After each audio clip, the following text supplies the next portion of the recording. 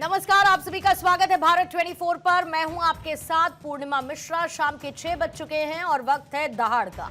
रूसी राष्ट्रपति Vladimir Putin की भारत यात्रा ने दोनों देशों के बीच दोस्ती को एक नया आयाम दिया। प्रधानमंत्री मोदी ने भारत और रूस के बीच दोस्ती को ध्रुव तारे की तरह स्थिर बताया। पीएम ने कहा कि पिछले 8 दशकों में दुनिया ने कई उतार चढ़ाव देखे, मानवता को कई तरीके की चुनौतियां और संकट से जूझना पड़ा, लेकिन इन सब के बीच भारत रूस की दोस्ती ध्रुव तारे की तरह हमेशा अटल और स्थिर बनी रही। फ्रेंड्स, पिछले 8 दशकों में विश्व में अनेक उतार चढ़ाव आए हैं। मानवता को अनेक चुनौतियों और संकटों से गुजरना पड़ा है और इन सब के बीच भी भारत रूस मित्रता एक ध्रुव तारे की तरह बनी रही है।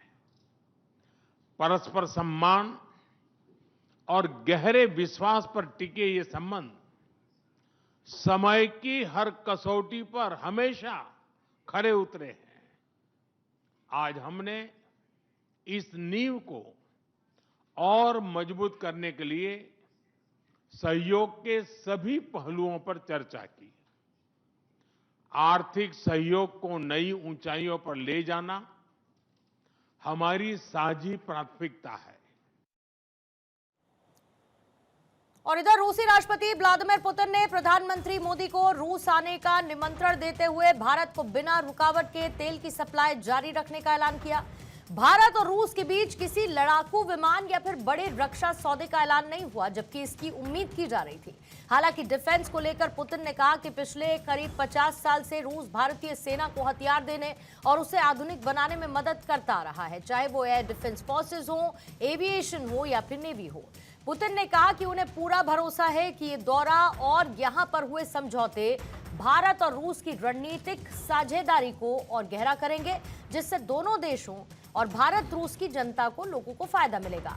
राष्ट्रपति पुतिन की यात्रा से भारत को आखिर क्या मिला, क्या नहीं मिला, इसको आज समझने की, डिकोड करने की कोशिश करेंगे।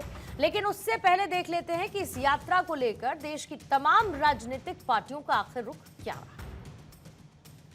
मैं कहना चाहूँगा, भारत और सोवियत रूस एक दूसरे के नेहरू युग से, या मैं कहूँगा पोस्ट इंडिपेंडेंस एरा से, युग से दोस्ती है।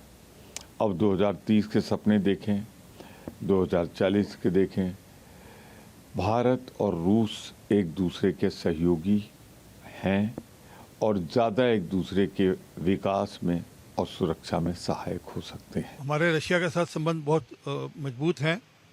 पुतिन साहब पहले भी भारत आए हैं। हमारे लोग, हमारे जो राष्ट्राध्यक्ष हैं, जो हमारे प्रधानमंत्री हैं, वो भी रशिया गए हैं।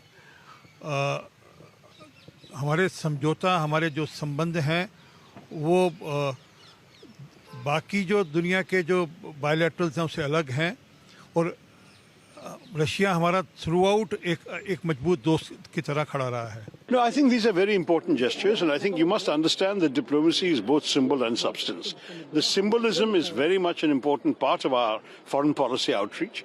And when the Prime Minister goes to the airport, when he puts him in his own car, when he takes him for a private dinner, when he gives him the Gita translated into Russian, all of these are very significant, symbolic gestures.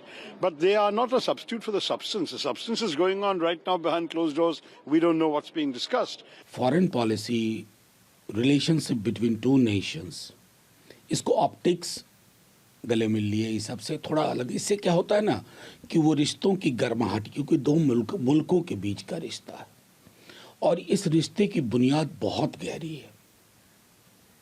50 वर्ष से ज़्यादा हमारे bilateral relation किसी एक मुल्क के साथ किस प्रकार हो और हमारा उस चीज़ को नकारना एक बहुत बड़ा संकेत होगा कि हम कहाँ से क्या लें, क्या ना लें।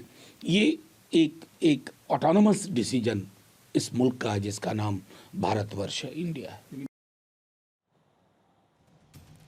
तो पहले सवाल और उसके बाद मेहमानों से चर्चा की शुरुआत। पहला सवाल आज यही कि दोस्तों का सुपर पावर शो, जोश Delhi to Moscow, Modi Putin मिले, ग्लोबल समीकरण कितने बदले? वर्ल्ड ब्रदरहुड मोदी का आइडिया ग्लोबल गुड, एफटीए पर सीरियस चर्चा, इकोनॉमी का नया रास्ता, डिफेंस पर साइलेंस, डील, दोस्ती और सस्पेंस।